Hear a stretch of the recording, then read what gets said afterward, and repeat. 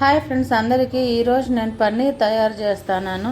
మీలో పన్నీర్ వెరైటీస్ ఎంతమందికి ఇష్టమో కామెంట్ చేయండి.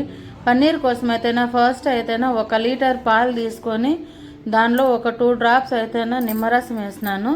ఆ తర్వాత ఇలా పాలు పగిలినట్లు అవుతాయి అన్నమాట.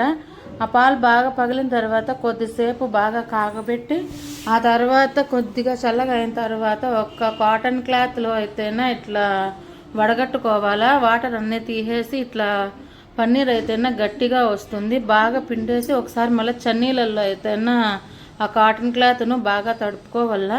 చన్నీళ్ళల్లో తడుపుకున్న తర్వాత అయితేనా కొద్దిగా స్టిఫ్గా అయితే వస్తుంది. అట్లా తడుపుకున్న తర్వాత ఏదైనా బరువు అయితేనా దాని మీద పెట్టి ఒక జల్లిగంటి టైప్ లాగా పెట్టుకొని దానిపైన అయితేనా అలాగ పెట్టుకోవాలా.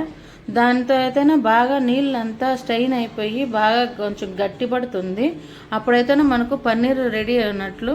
తర్వాత పన్నీర్ ఇలాగా పీసెస్గా మనకు కావాల్సిన షేప్లో అయితేనా కట్ చేసుకొని పక్కన పెట్టుకోవాలా.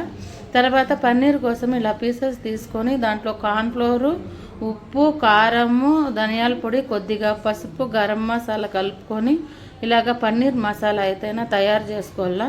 ఒక 5 మినిట్స్ అయితేనా పక్కన పెట్టుకొని తర్వాత ఆయిల్లో డీప్ ఫ్రై చేసుకోవాలా.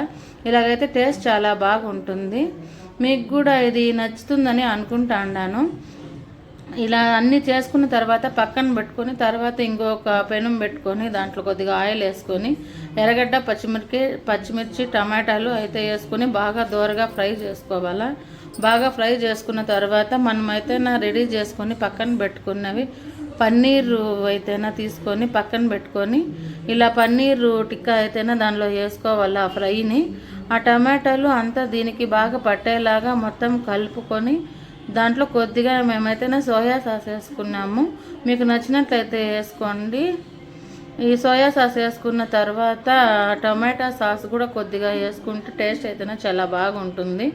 ఆ తర్వాత కొత్తిమీర, పుదీనాకు వేసుకొని ఇలాగా బాగా ఫ్రై చేసుకోవాలా. ఇలా చేసినట్లయితేనా మనకు పన్నీర్ టిక్కా అయితేనా రెడీ అయినట్లోనే. టేస్ట్ అయితే చాలా సూపర్గా ఉంది. అరోమా కూడా చాలా బాగుంది. Okay, bye.